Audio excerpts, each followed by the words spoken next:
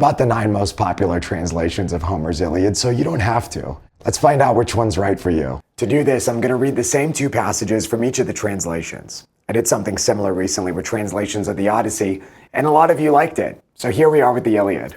I'll point out some of the trade-offs between the translations as we go.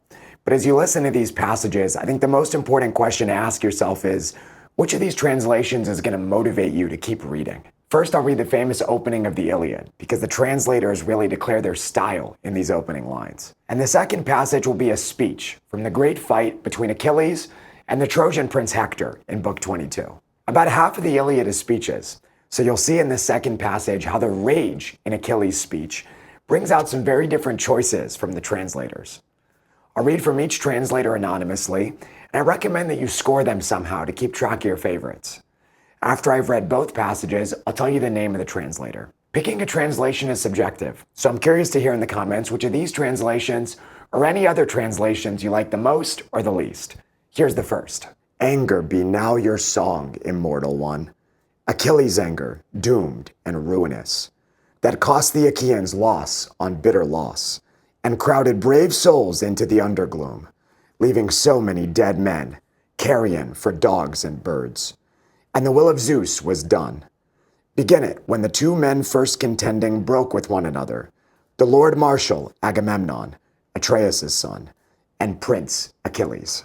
And the second passage, swift Achilles frowned at him and said, Hector, I'll have no talk of pacts with you, forever unforgiven as you are.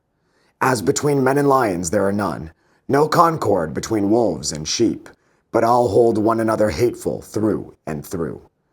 So there can be no courtesy between us, no sworn truce, till one of us is down and glutting with his blood the war god Ares. Summon up what skills you have. By God, you'd better be a spearman and a fighter. Now there is no way out. That was Robert Fitzgerald's 1974 translation of the Iliad. I start with Fitzgerald because his Iliad sounds neutral to me. I don't hear any words as archaic or modern. Like most of the translations, and like the original ancient Greek of Homer, Fitzgerald's is done in verse. It's laid out like poetry, with line breaks placed deliberately. We'll see some of the translations also have a meter, a rhythm to the verse. Fitzgerald keeps a loose 5-beat line. The first word of the Iliad in Greek is menon, which is translated as rage or wrath, or like we have here, anger. Starting the poem with this word, menon, is a forceful choice from Homer in the Greek, and many of the translators try and capture that same explosive start in their English. Fitzgerald does it here with his choice of anger, which places the stress on the first syllable of the first beat. He then puts us into a more regular iambic pattern, with stresses on the second syllable of each beat. When you read it aloud, that opening stress sticks out, and it gives us that forceful start. We'll see Emily Wilson do something similar with her first line when we read from her translation later in this video. Second translation. Sing, goddess, the anger of Peleus' son Achilles, and its devastation which put pains thousandfold upon the Achaeans.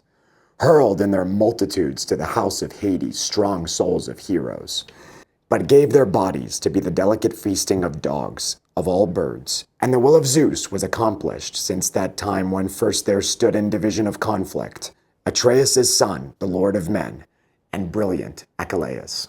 And the second passage. Looking darkly at him, swift-footed Achilles answered, Hector, argue me no agreements. I cannot forgive you, as there are no trustworthy oaths between men and lions, nor wolves and lambs have spirit that can be brought to agreement. But forever these hold feelings of hate for each other. So there can be no love between you and me, nor shall there be oaths between us. But one or the other must fall before then to glut with his blood Ares, the god who fights under the shield's guard. Remember every valor of yours, for now the need comes hardest upon you to be a spearman and a bold warrior. There shall be no more escape for you. That was the 1951 translation from Richmond Lattimore. Lattimore is widely taught in classrooms, and his translation was innovative because he approximated the 6-beat line of Homer. This is almost impossible to do in English because our poetic meter works completely differently from the meter in ancient Greek. In English poetry, our rhythm that we hear is based on syllable stress, but in ancient Greek poetry, The rhythm they heard was based on syllable length. Still, Lattimore tries to get the effect of the 6-beat line. Most of his lines have 6 English language stresses. And because he's doing a 6-beat line, he has long lines, which is true to Homer.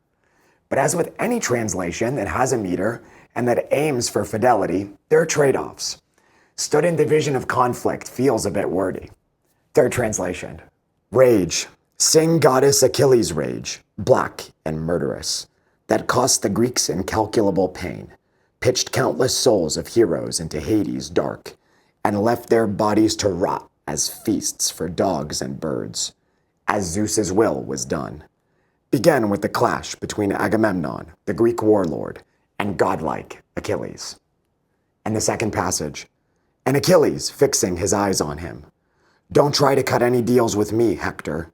Do lions make peace treaties with men? Do wolves and lambs agree to get along? No, they hate each other to the core. And that's how it is between you and me. No talk of agreements until one of us falls and gluts Ares with his blood. By God, you'd better remember everything you ever knew about fighting with spears. But you're as good as dead. That was the 1997 translation from Stanley Lombardo. And you can hear immediately that we've gone from the longest lines with Lattimore to the shortest lines with Lombardo. Lombardo's opening is 50 words to Lattimore's 73. Lombardo gives us a free verse translation, and maybe more than any of the other translations, Lombardo has optimized his Iliad to be performed aloud. He traveled around doing solo performances of the Iliad for 10 years before he published his translation. And if you pick up the audiobook, you can hear him recite his translation aloud, and it's a treat. He does a great job changing his delivery when he gives the dialogue for all the different characters. You can see in Lombardo's writing that he's smoothed out a few of the bumps that audiences have when they first encounter the poem. In Homer's Greek and in many of the other translations, it's Achaeans, not Greeks. And a common interpretation for the Greek heloria is carrion, but Lombardo gets the same effect here with rot. He also uses the epithets to tell us who these characters are. The Homeric epithet here for Agamemnon is Lord of Men, but Lombardo edits it to be more specific, calling him the Greek warlord. He wants us to understand who Agamemnon is that's fighting with Achilles. All of these decisions make sense, understanding Lombardo's performances. There's no rewind button when you're hearing Homer recited aloud, just like there was no rewind button when the Greeks heard Homer aloud. The Homeric Greek was understandable, and Lombardo brings that clarity to his translation. Fourth translation. Sing, O goddess, the anger of Achilles, son of Peleus, that brought countless ills upon the Achaeans. Many a brave soul did it send hurrying down to Hades, and many a hero did it yield a prey to dogs and vultures. For so were the counsels of Jove fulfilled, from the day on which the son of Atreus, king of men, and great Achilles, first fell out with one another. Second passage. Achilles glared at him and answered, Fool, prate not to me about covenants. There can be no covenants between men and lions. Wolves and lambs can never be of one mind, but hate each other out and out all through. Therefore, there can be no understanding between you and me, nor may there be any covenants between us, till one or other shall fall and glut grim Mars with his life's blood. Put forth all your strength. You have need now to prove yourself indeed a bold soldier and man of war. You have no more chance. That was the 1898 translation by Samuel Butler. All of the translations so far have tried to capture the poetic qualities of the original in verse. But Butler's translation was one of the first to do away with that format and give us Homer in prose, with paragraphs, like a novel. Butler was an interesting character himself, a bit of a provocateur. He published a book arguing that the original author of the Odyssey was a young Sicilian woman who wrote herself into the story as the character Nausicaa. Why not? When I made the Odyssey translation video, I left off Butler, and you guys let me know in the comments. His translation is clearly still read today. It's in the public domain, and I think some readers have found these little Victorianisms to be endearing, like using the Latin names for the gods and words like prate. Fifth translation. Anger. Sing goddess the anger of Achilles, son of Peleus, that accursed anger, which brought the Greeks endless sufferings, and sent the mighty souls of many warriors to Hades, leaving their bodies as carrion for the dogs and a feast for the birds. And Zeus's purpose was fulfilled. It all began when Agamemnon, lord of men, and godlike Achilles quarreled and parted. In the second passage, swift-footed Achilles gave him a black look and replied, "Hector, I'm never going to forgive you, so don't talk to me about agreements. Lions don't come to terms with men. The wolf doesn't see eye to eye with the lamb. They are enemies to the end. It's the same with you and me. Friendship between us is impossible, and there will be no truce of any kind till one of us has fallen and glutted the shield-bearing god of battles with his blood. So summon up all the courage you possess. This is the time to show your bravery and ability as a fighter. Not that anything is going to save you now."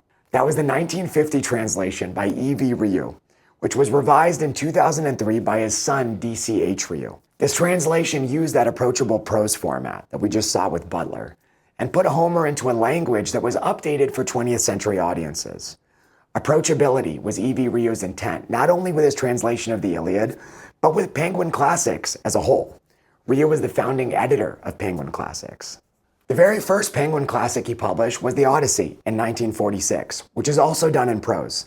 And then he followed it up with the Iliad in 1950. All right, you're hopefully hearing some differences between the translations. These next two translations are very different.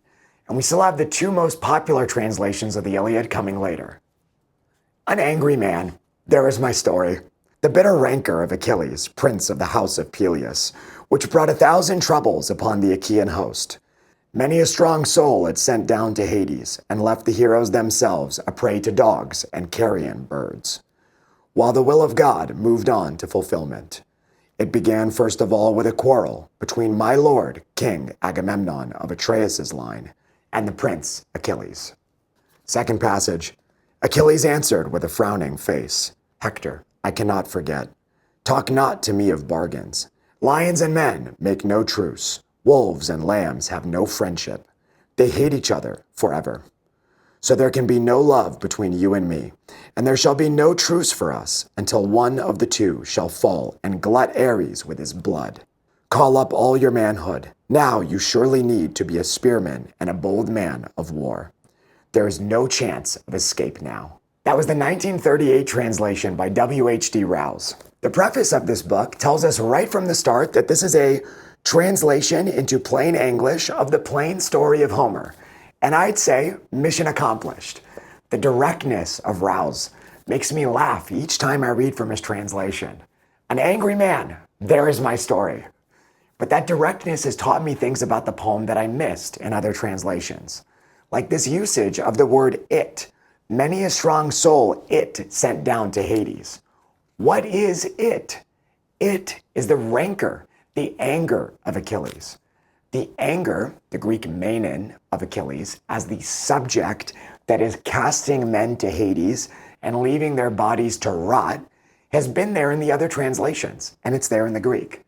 But each time I pick up the Rouse translation, I really register that this rage is separate from Achilles. The rage is what's driving him in battle, and that rage is fulfilling the will of Zeus. Now, Rouse changes the text quite a bit. He gets rid of a lot of the epithets and almost all of the repeating phrases. They're just not plain English. He uses God sometimes instead of Zeus, which makes the text sound monotheistic. But this is its own thing. Next translation. Achilles' wrath to Greece, the direful spring. Of woes unnumbered, heavenly goddess, sing. That wrath which hurled to Pluto's gloomy reign the souls of mighty chiefs untimely slain, whose limbs unburied on the naked shore, devouring dogs and hungry vultures tore. Since great Achilles and Atrides strove, such was the sovereign doom, and such the will of Jove. The second passage. Talk not of oaths, the dreadful chief replies, while anger flashed from his disdainful eyes. Detested as thou art and ought to be, nor oath nor pact Achilles plights with thee. Such pacts as lambs and rabid wolves combine, such leagues as men and furious lions join. To such I call the gods, one constant state of lasting rancor and eternal hate. No thought but rage and never ceasing strife, till death extinguish rage and thought and life. Rouse then thy forces this important hour, collect thy soul and call forth all thy power. That was the 1720 translation by the English poet Alexander Pope. Immediately, you can hear the heroic couplets. These are rhymed lines of iambic pentameter. So each line has 5 beats, 2 syllables each beat, and the stress is on the second syllable in the beat. Achilles' wrath to Greece, the direful spring. And the couplets, 2 lines, rhyme at the end. So spring rhymes with sing. Now this language might sound foreign to us today, but Pope's translation of the Iliad is one of the best-selling English translations in history. For at least 100 years, this was the translation of the Iliad. And Bernard Knox, who writes the introduction for the Fagles translation of the Iliad, says that Pope's translation of the Iliad is the finest ever produced. I think even modern translators love it so much because Pope transformed Homer so boldly into a work of English poetry. Whatever it gives up in faithfulness to Homer's Greek, it gains as a standalone work in English. 2 more translations. Goddess, sing of the cataclysmic wrath of great Achilles, son of Peleus, which caused the Greeks immeasurable pain, and sent so many noble souls of heroes to Hades, and made men the spoils of dogs, a banquet for the birds. And so the plan of Zeus unfolded, starting with the conflict between great Agamemnon, lord of men, and glorious Achilles. In the second passage, swift-footed Lord Achilles scowled at him and answered, Hector, do not speak to me of contracts. Fool, forget about agreements. Lions do not swear solemn oaths with humans. And wolves and lambs do not share common feelings. Their enmity endures forevermore. Just so, there is no way for you and me ever to love each other or be friends. And there can be no oaths between us two, till one man falls and slakes the thirst of Ares, the warrior, the god who bears the shield. Remember all your skill and all your courage. Now is the time for bravery in battle. Now you must be a warrior, a fighter. Now all your chances to escape are gone. That was the 2023 translation by Emily Wilson. It's the newest translation of the bunch, and it's definitely the most talked about. Right away, her word choices feel different. For Manon, she does cataclysmic wrath instead of anger or rage, like we've seen some of the others use. And she uses this word, contracts, in the speech from Achilles. And I think it's worth dwelling on this speech for a bit. In her translator's introduction, she talks about how different characters have different tones of voice in the Greek, and that she wanted each character to sound distinct in her English.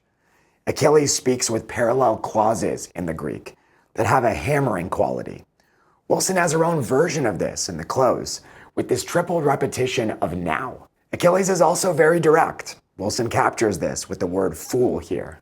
But then she pushes him formal to solemn oaths and enmity endures forevermore, which sounds nice, but maybe a bit Victorian.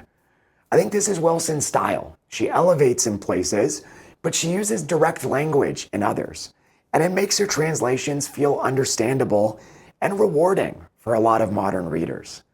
I want to point out here a big difference between Wilson's Iliad translation and her Odyssey translation. She did her Odyssey translation first, and she did it line by line with the Greek. So there were 12,000 lines in Greek, and there are 12,000 lines in her Odyssey translation. The Greek used a dactylic hexameter, which was about 15 syllables per line, but she used an iambic pentameter, which is 10 syllables per line. So she had to make some tough choices to shorten each of her lines by a third. She keeps the 10-syllable line in her Iliad, but she does away with the line-by-line constraint and gives herself more space. And you can see it clearly in this speech from Achilles. Her translation is 15 lines long, which is longer than any of the others we've seen.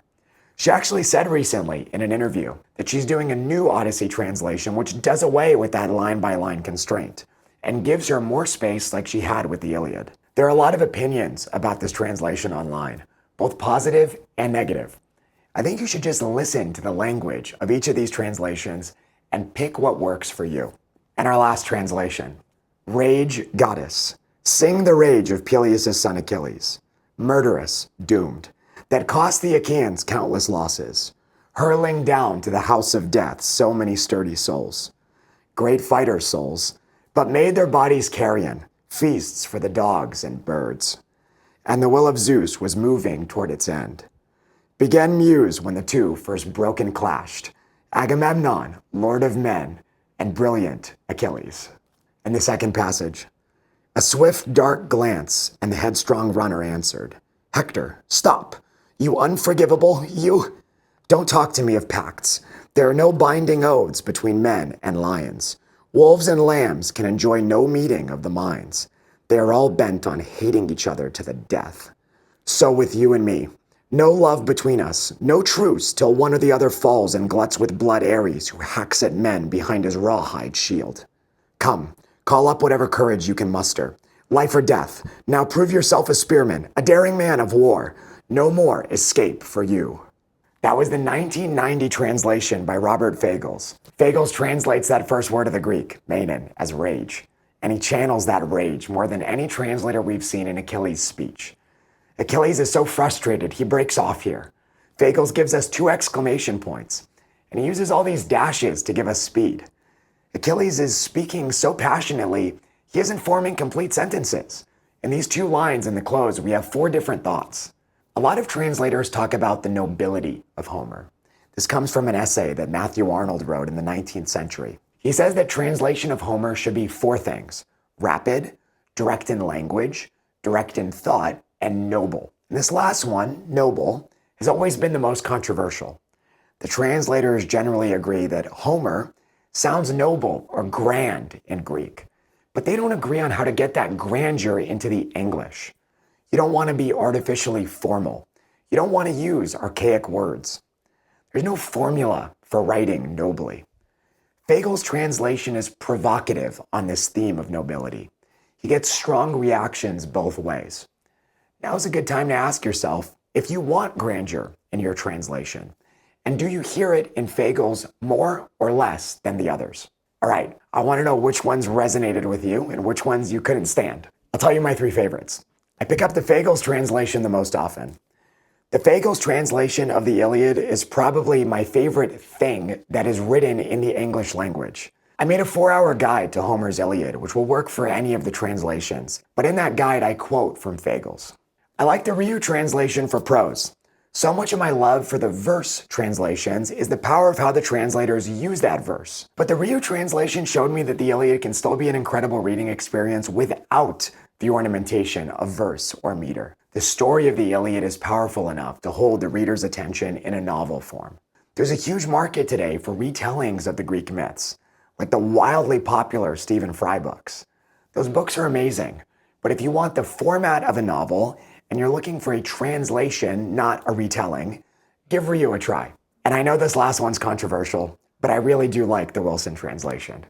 Getting rid of the line-by-line constraint gives her so much more freedom in this translation of the Iliad than she had with the Odyssey.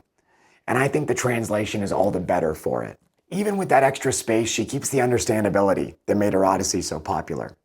So many people I know who would never have picked up Homer have had the courage to dive in because of Wilson's translations. She also writes a 75-page introduction and translation preface and 100 pages of endnotes, which are helpful to understand the context and themes of the poem and to appreciate the trickiness of translating Homer's Greek.